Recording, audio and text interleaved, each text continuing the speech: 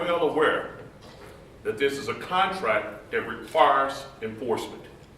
So we're doing everything we can at our level to assist you in enforcing that contract at our level, but you have to enforce the contract. Now, one of the things I want to speak on, I hope I don't offend anyone, but I think it's important to say, PSEs are a part of our crafts. We have to support them and treat them as though they're a part of our family. They're not the enemy. The Postal Service is the one who put them in positions where they seem to be the enemy. We get calls all the time from PSEs where they feel like the craft is going against them.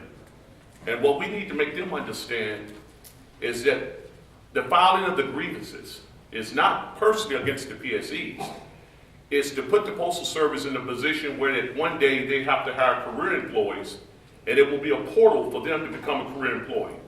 We have to make sure they understand the message. It's not about taking hours away from PSE. This is not about treating them like a casual. It's by making them understand it's the importance of enforcing the contract. It opens the door to them becoming a future career employee. So that's one thing I want to speak on. Now, we're in the process right now of testing a program. We're working on the actual internal testing. There's a program that we're doing at headquarters to assist the locals, where you will be able to take clock rings when you request CSV clock rings from your employer, and we have approval from the Postal Service. They will provide them in that manner. That you will be able to take the clock rings, upload them to the APWU's webpage, in a matter of seconds, we'll be able to generate desirable duty assignments and maximization reports. It's going to have the clock rings for all your employees. It will show the combination of employees. You will be able to put 10 at any one time on a page. You can substitute employees. You can save the files. You can go in and change the people you want in the files. But the big part is you don't have to worry about doing the tedious task of going in and graphing these employees. We're in the test mode now. We're trying our best to get it finished before April 1st. Because we're now trying to iron out the kinks in it. That will be a great value to the locals. We even are setting it up where, because we understand there are some small offices that may not use electronic time clocks.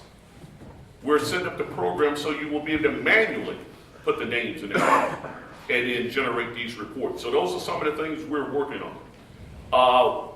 We are now setting up the window clerk. Window clerk training has changed. It's been revamped.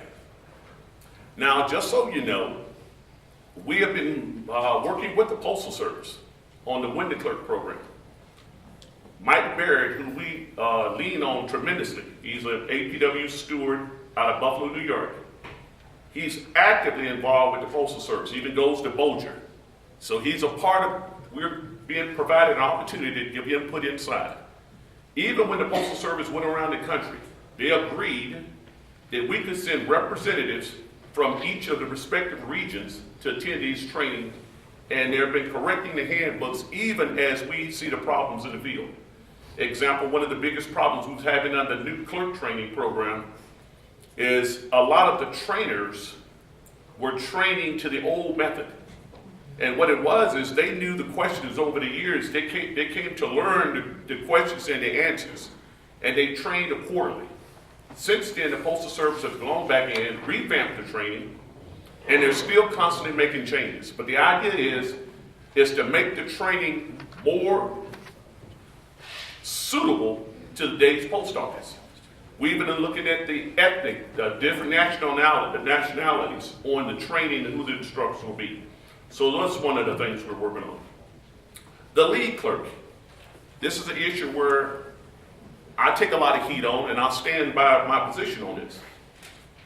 The whole intent of the lead clerk is to gain work for the craft. I don't want to hear the crying about I don't want the work. You can give the work to the Postal Service and lose jobs, or we can gain the work and try to save the clerk craft. Because the fight at headquarters is not easy. It's not about the overtime grievance for 1 hour. Now, I'll give you some example of what's going on.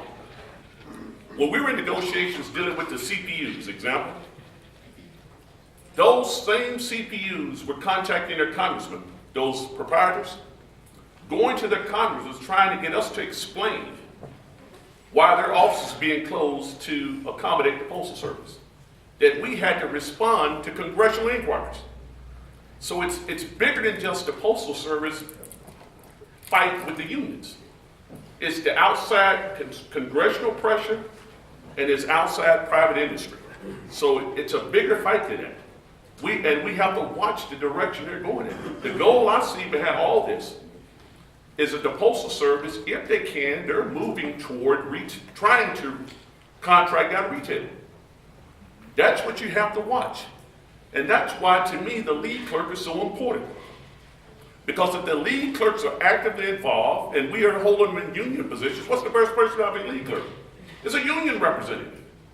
But I hear people in the union, local union, said, I don't think it's right a steward is a lead clerk. Why? If it's an elected position, who elects the steward? The members. If it's an appointed position, who appoints the steward? Either the president or maybe the craft director. So it's not something that we don't control. But here's the plus side. Who's the one can properly staff that window and know how to staff it? Would you rather be a supervisor or would you want to be an informed steward or APWU member that's protecting the contract? These are things we have to look at positive. We want it so when a customer comes in the post office, what you want? You want the customer to come away with a friendly experience so where that customer is fighting their congressman to protect our jobs. Why do you think the letter carriers have such an advantage? Because the letter carriers, those private families, they remember the letter carrier coming to the door and patting the child on the head and watching the child grow up and eventually go to college. We have to have that same type of relationship with a customer coming to that post office. You want that customer to feel like, I don't want to go to an APC, automatic postal center. I don't want to go to a self-service kiosk. I want to go in that post office and speak to that window clerk that I've been dealing with for the last 10 years. I want that person to have that personal fight to protect that clerk's job and the Postal Service as it exists. Those are things we have to work at. We're now being participating in a program known as Clerk's Care. That program is generating $2 to $6 million a week just from postal employees that's giving input to small businesses about reasons why they should come and use the Postal Service. People probably say, well, why would we do that? Because if you're generating income for the Postal Service, we're protecting the Postal Service. You can't fight the Postal Service on everything. We're in this together. No income, no job. See, these are some of the things we're looking at. I don't want to get on the soapbox here and get carried away, but we have to stop the foolishness. We can't be filing grievances because somebody raised their voice. You know, if we do, we got to take care of them locally. You know, because if you think about it, how many times do you think you might have raised your voice? You know, we have to start picking our fights better, and we have to determine what's important, and you have to start prioritizing. Because the battle is on. It's not going to get any easier. It's going to get a lot harder. But for us to survive, and specifically for the clerk craft to survive, we have got to do a better job of enforcing the contract and relating to our members on the floor the battle we're in. So if anyone that wants to speak to me while I'm here doing this state, feel free to do so. It's my pleasure to be here. This is my home. I was born and raised Sherwood, Arkansas, with the school Sylvan Hills, and it's always my pleasure to be here. Thank you.